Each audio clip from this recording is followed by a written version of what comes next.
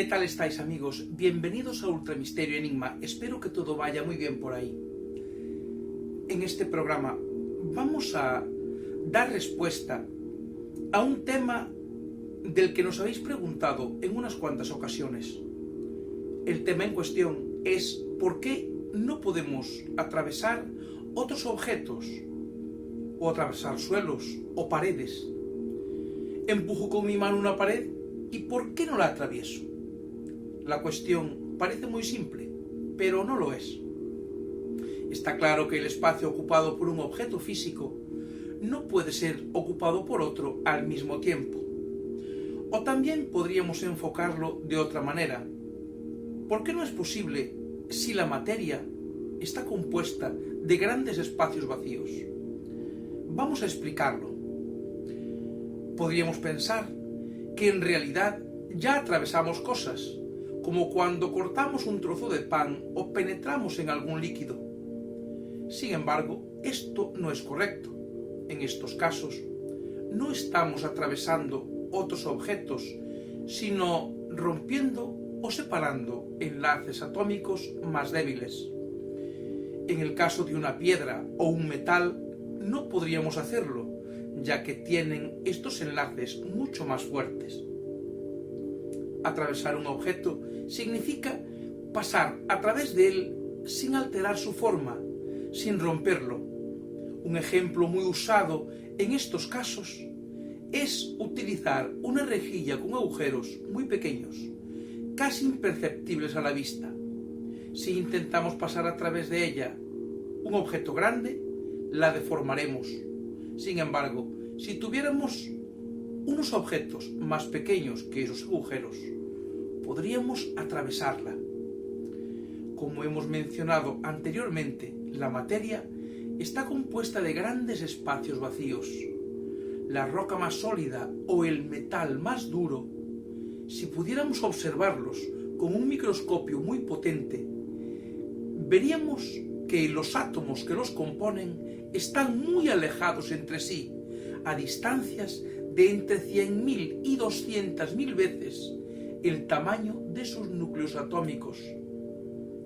Pensad en la montaña más alta del mundo o el edificio más grande del mundo. Si juntáramos todos sus átomos, se quedarían del tamaño de un grano de arena. Incluso planetas o asteroides.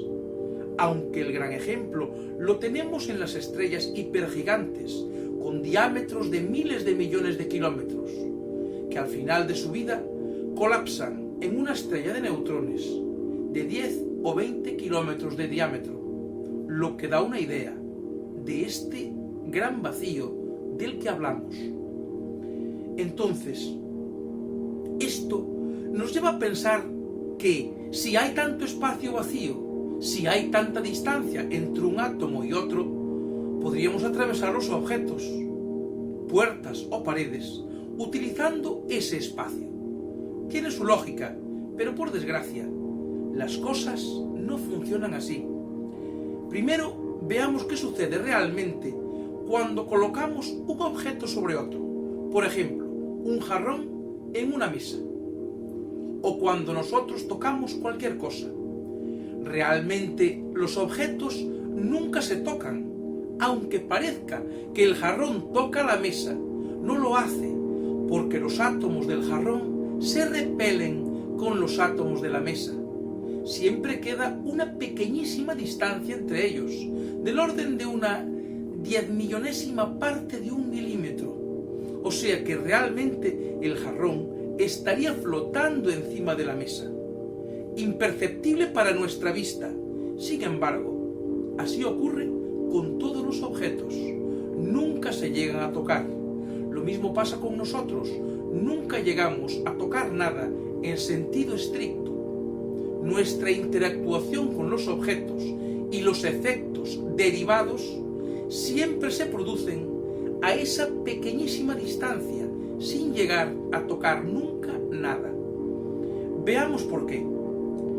En física, hay dos efectos que nos impiden utilizar esos espacios vacíos, atravesar los objetos o que se toquen completamente. Estos efectos se conocen como la repulsión eléctrica y el principio de exclusión. Comencemos con la repulsión eléctrica. Para explicarlo de una forma sencilla, tomamos como ejemplo el átomo más simple, el de hidrógeno. Está formado por un protón con carga positiva y un electrón con carga negativa que se mueve alrededor del núcleo dentro de lo que llamamos orbital electrónico, que es como una nube que rodea al núcleo, y el electrón no realiza una simple órbita, sino que puede encontrarse en cualquier punto de esta nube. El tamaño de esta zona es miles de veces más grande que el núcleo del átomo. Ahora, si acercamos a este primer átomo de hidrógeno otro, al principio podrá parecer que el electrón del nuevo átomo se siente atraído por el núcleo del primero, pero a medida que los seguimos acercando, veremos que llegamos a un punto en el que se quedan en un estado neutro y no interactúan. Si seguimos intentando juntarlos, cuando los orbitales electrónicos se tocan, se deforman un poco. Sin embargo, nunca podremos juntar los núcleos atómicos porque entra en juego una fuerza de repulsión que nos impide llegar a juntarlos completamente. Esto es la repulsión eléctrica, y es lo que pasa cuando utilizamos un objeto para intentar atravesar otro. Los núcleos atómicos de ambos objetos se repelen impidiendo atravesarlos. El segundo efecto es el llamado principio de exclusión, que fue postulado por Wolfgang Ernst Pauli. Se trata de una regla de la mecánica cuántica que nos dice que no puede haber dos electrones ocupando el mismo estado cuántico. Es decir, si tomamos dos átomos iguales e intentamos solapar uno sobre otro, este principio nos lo impide, porque los electrones de este segundo átomo no podrían ocupar en ningún caso el estado de los primeros. Es la combinación de estos dos efectos, la repulsión eléctrica y el principio de exclusión, lo que hace que los objetos sean impenetrables, aunque este último es el más importante. Esperemos que esta respuesta haya sido de vuestro agrado. Amigos, si os ha gustado el programa, no olvidéis regalarnos un like y suscribiros al canal. Gracias por estar ahí y que todo vaya bien.